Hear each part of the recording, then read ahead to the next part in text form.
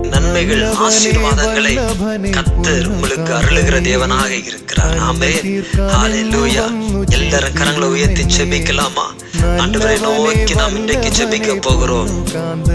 வேதம் சொல்லுகிற பிரகாரம் கர்த்தருடைய மகிமை உங்க மேல உதித்திருக்கிறது.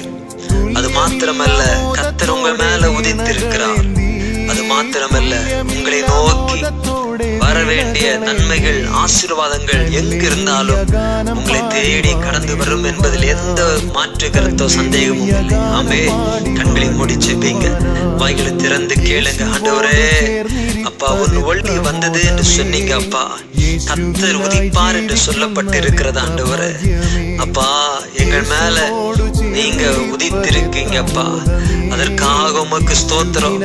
எங்கள் வெளிச்சத்திடத்திற்கு ஜாதிகளும் உதிக்கிறவன் ஒளி நடத்துக்கு ராஜாக்கள் நடந்து வருவார்கள் என்று சொல்லப்பட்ட